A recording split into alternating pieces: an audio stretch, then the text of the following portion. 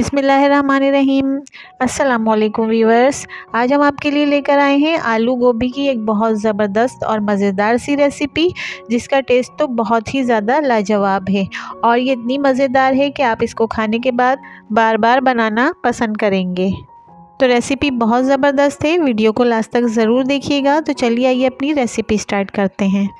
तो मज़ेदार सी आलू गोभी की सब्ज़ी बनाने के लिए मैंने गोभी को छोटे छोटे से पीसेस में काट लिया है और ये इसका डंडा रह गया है जो इसके बीच में होता है, लेकिन बाज़ लोग जो होते हैं इसको छोड़ देते हैं, लेकिन इसको भी काट लेना चाहिए और ये बहुत टेस्टी बनता है।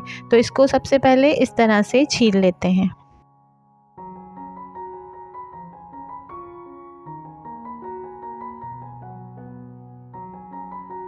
अब इसको अच्छी तरह से छील लिया है, तो इसको भी गोभी की तरह से छोटे छोटे से पीसेस में काट लूँगी।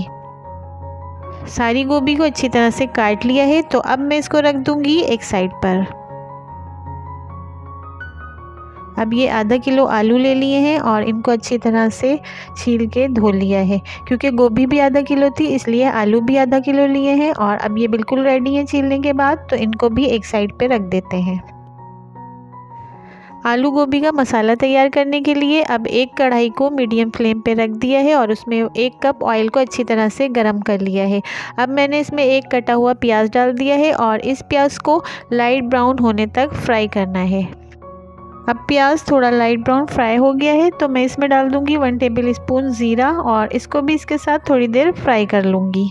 ज़ीरे को थोड़ी देर फ्राई करने के बाद अब मैं इसमें डालूंगी 1 टेबल स्पून लहसुन अदरक का पेस्ट, हाफ टेबल स्पून अजवाइन, 1 टेबल स्पून कुटी हुई लाल मिर्च और 1 टेबल स्पून ज़ीरा पाउडर। इन सारे मसालों को इसमें डाल के इनको थोड़ी देर इसमें फ्राई करना है। इन मसालों को 2 से 3 मिनट फ्राई करने के बाद अब मैं इसमें हाफ टेबल स्पून धनिया पाउडर, हाफ टेबल स्पून हल्दी पाउडर और 1 टेबल स्पून लाल मिर्च पाउडर का डाल दूंगी।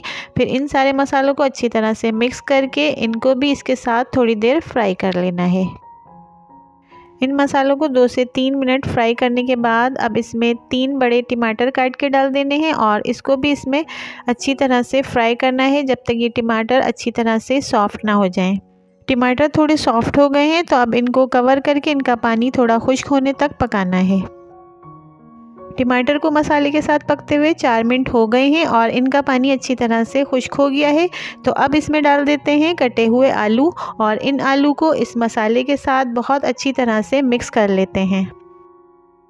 सारे आलू को मसाले के साथ अच्छी तरह से मिक्स कर लिया है ताकि मसाले का फ्लेवर सारे आलू में अच्छी तरह से आ जाए।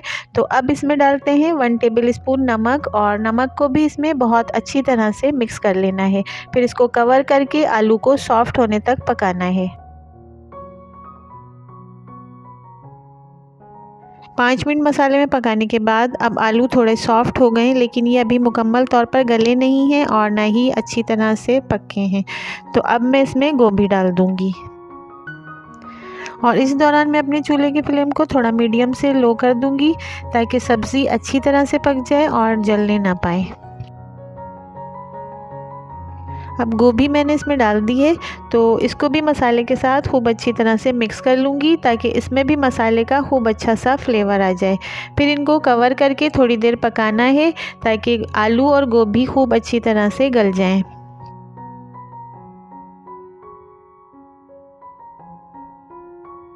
थोड़ी देर पकाने के बाद अब आलू गोभी अच्छी तरह से सॉफ्ट हो चुके हैं, तो इसमें 1 टेबल स्पून गरम मसाला पाउडर और 2 हरी मिर्च डाल देनी है और फिर इनको इसमें अच्छी तरह से मिक्स कर लेना है और फिर इसको कवर करके 1 से 2 मिनट और पकाना है।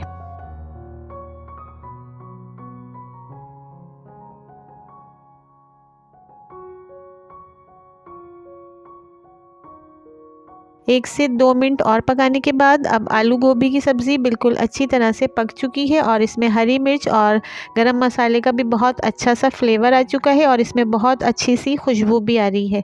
तो अब हम इसको डिश आउट कर लेते हैं। तो है ना बहुत ज़बरदस्त सी और मज़ेदार सी आलू गोभी की रेसिपी। मैंने इसको डिश आउट करने के बाद इसके ऊपर थोड़ा सा हरा धनिया भी डाल दिया है ताकि इसकी भी बहुत अच्छी सी खुशबू इसमें आ जाए। तो आप लोग इसको अपने घर पे ज़रूर ट्राई करिएगा, इंशाल्लाह जो भी खाएगा आपकी बहुत तारीफ़ करेगा। अगर आपको मेरी वीडियोस पसंद आती हैं तो मेरी वीडियोस को फ्रेंड्स के साथ शेयर करना और मेरे चैनल को सब्सक्राइब करना मत भूलिएगा।